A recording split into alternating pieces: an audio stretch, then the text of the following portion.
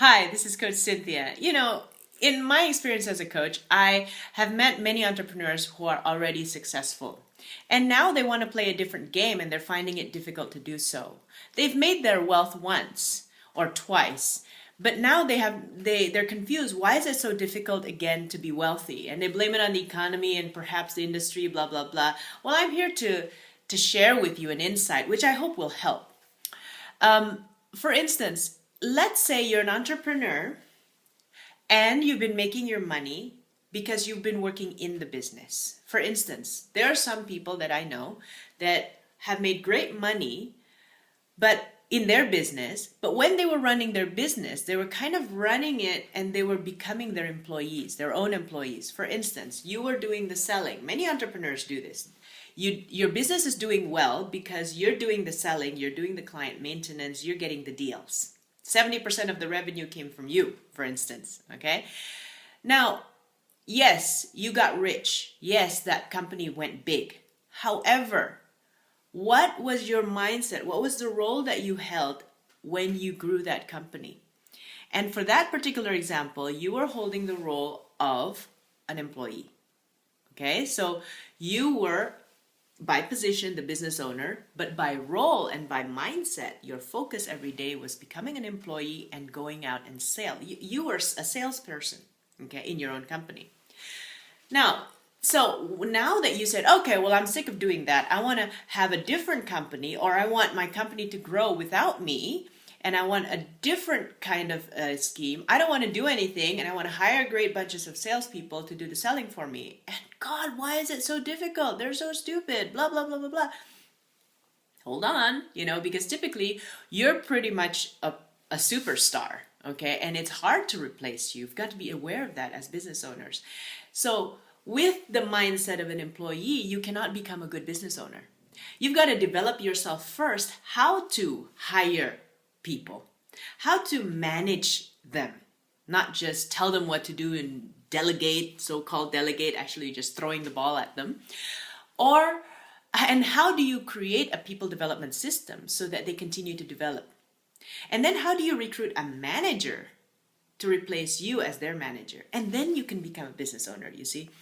If you're good at selling, you usually haven't really focused on the other stuff. And that's why you're having challenges now. You've got staff working for you, they're not performing, and you're frustrated. Well, that's fine. That's normal because you're not playing the same game actually, even if you're in the same company or even if you're in the same industry. Here's the other level. There are some people who make a lot of money in their business because they were self-employed. You have no staff.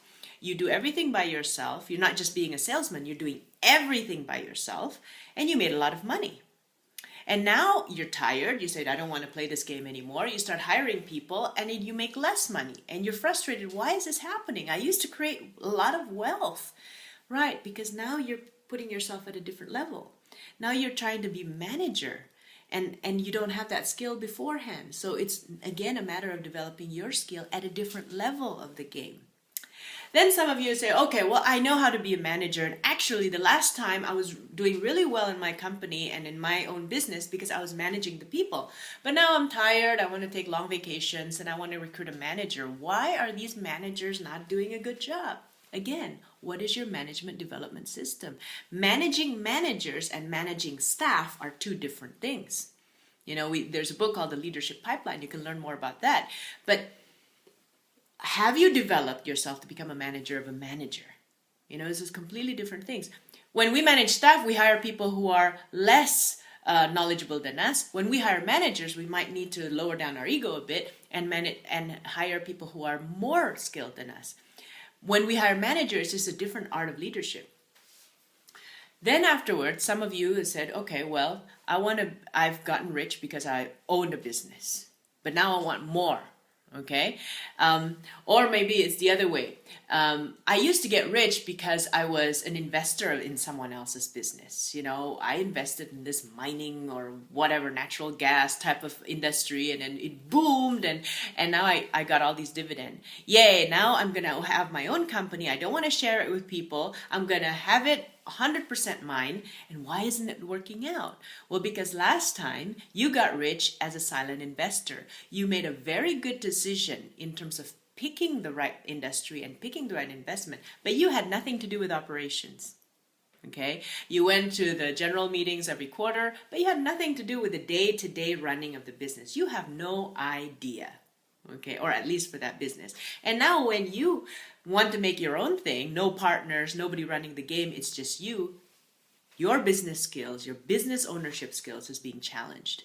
Okay, so again, different level. This time you've made money at an investor level, and now if you want to own your own business, how do you, again, sorry to say, I'm repeating myself, but how do you employ better, great people? How do you set up systems for them? How do you manage them? How do you make decisions as a business owner? Do you know how to read finances, etc.? Okay, and so as you can see, there's different levels. There's also the last level I want to talk to you about, and some of us with this internet age and a lot of new entrepreneurship age, we get to this level fairly quickly, is the entrepreneur stage. We make money because we know how to sell the idea of a new business to someone, and we got angel investors and venture capitalists to invest and give us money. You know, we're very good. Some of us are very, very good at selling the idea. But when the money comes in the next 2 years, there's no profits. What does that tell you? You're good at selling the idea. You're good at selling the money. Oh, I got so much money because the angel investor believed in me. However, now when it comes time for me to fulfill the promises and deliver what I promised the angel investor we would do, I can't do it because my management skills, my leadership skills, my actual operational knowledge of this business is lacking.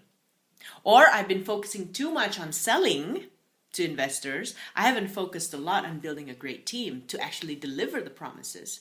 So many of us, and now it's gotten more, we play that game of entrepreneurship, getting other people's money to grow our business a little bit earlier now because of how technology has changed the world of business.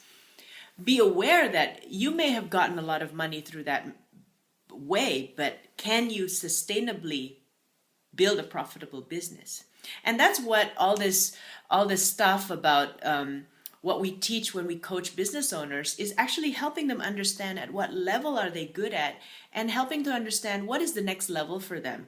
Where do they need to be good at now in order to build a sustainably profitable and commercial enterprise that runs without them? So whatever you're facing now, the reason I do this blog is because I do meet people who are already successful once or twice in their lives, and now they want to play at a different level, right? And they're being challenged.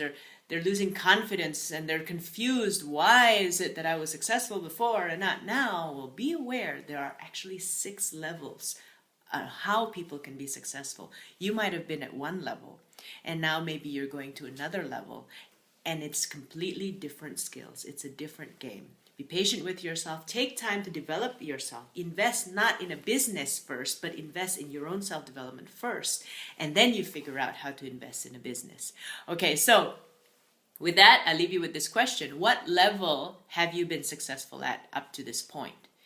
And at this current game that you're playing, at this new game that you're playing, what level do you need to be? What level are you challenged to be?